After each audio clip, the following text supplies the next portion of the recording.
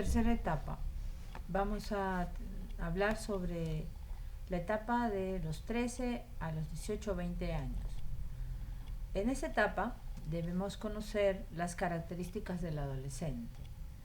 Menos abierto, menos receptivo, búsqueda de la independencia, identificación con otros patrones de conducta, edad de los enamoramientos, busca al amigo íntimo que no lo critique, es susceptible, busca sobresalir y ser mejor que sus padres.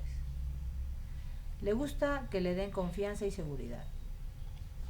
La mujer adopta actitud de coquetería y el hombre de jactancia. Estas son las características que rodean a los adolescentes y que nosotros también hemos experimentado. Nos ayudaría a recordar esta frasecita popular: la vaca no se acuerda cuando fue ternera, para poder entender un poco a los adolescentes. Todos nosotros nos tendremos que armar de paciencia y de prudencia.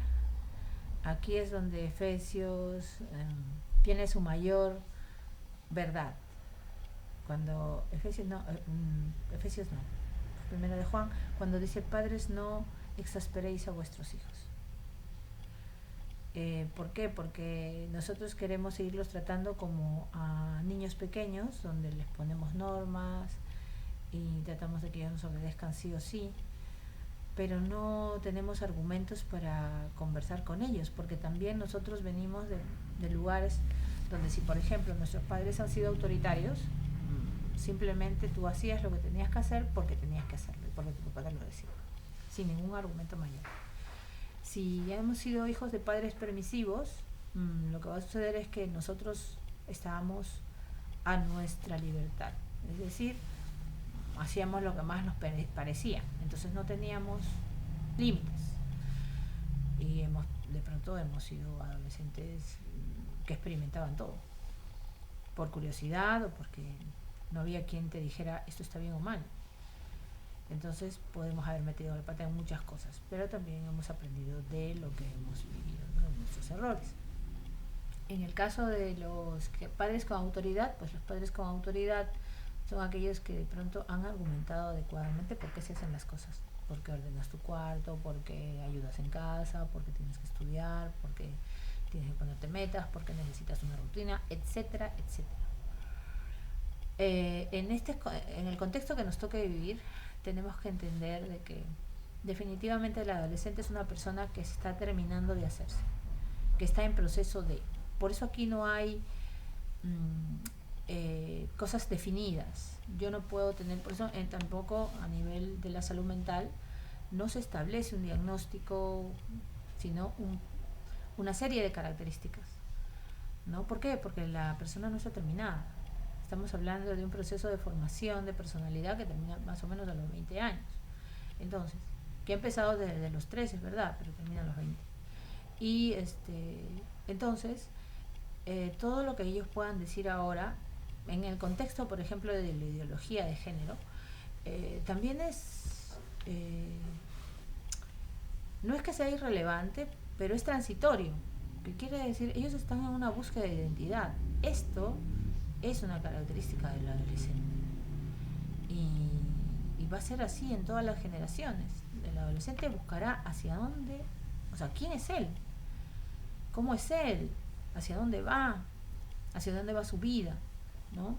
Y en ese contexto, pues la fe nos ayuda muchísimo a no estar tan perdidos, porque claro, si yo tengo en cuenta lo siguiente: Dios ha gestado en mi madre, es decir, en nosotros, un ser que soy yo, con un alma inmortal.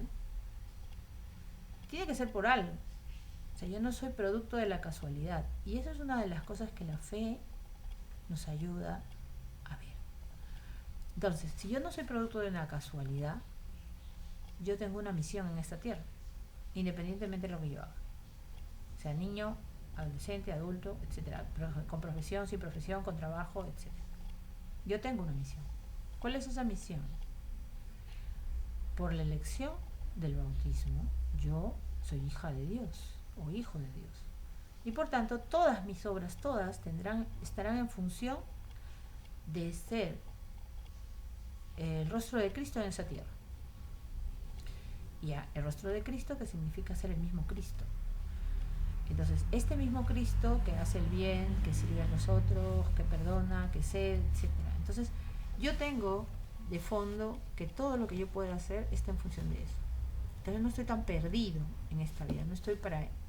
Entonces, ¿qué sucede? Que en ese contexto de encontrarme, de llegar a ese bien, que es ser el rostro de Cristo, que es ser el siervo de Yahvé, que es el mismo Cristo en la tierra, que hace que los hombres convivamos en comunión.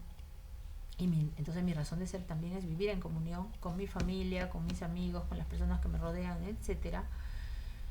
Voy a pasar por ciertas circunstancias naturales que me darán miedo, y de pronto lo más importante es que yo tenga una puerta abierta en mis papás, ¿no? Que me ayuden a poder desahogar mis dudas, mis incertidumbres y hasta mis errores. De tal manera que el papá no puede poner cara de asombro, pues.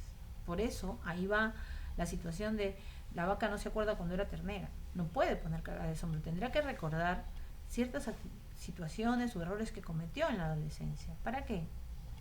Para poder decirle al hijo, calma, tranquilo, todavía no está definido nada, te sentencia, has cometido un error, tiene una consecuencia, levántate, animarlo y ayudarle, acompañarle, ¿no?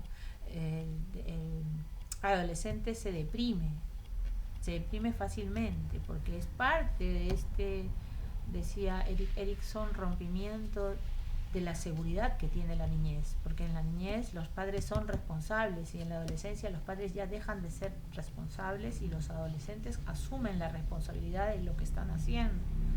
Es más, pueden ir a la cárcel legalmente, ¿no? Se van a una correccional, pero eso es ya privarles de la libertad. Entonces, es un miedo, es un terror, consciente o inconsciente para los muchachos. Entonces, eso también genera que haya tristeza, porque ya van a depender de lo que ellos hagan, si trabajan, si estudian, si podrán.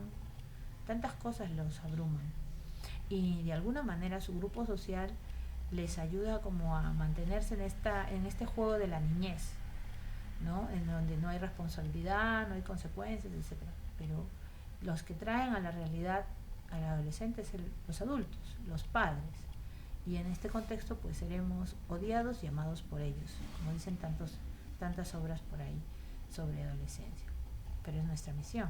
Lo que sí es muy importante es que nuestro corazón entienda que nuestros hijos están en este proceso de independencia también de nosotros, porque nosotros somos administradores. Entonces es el tiempo adecuado en el que poco a poco iremos soltando sus alas.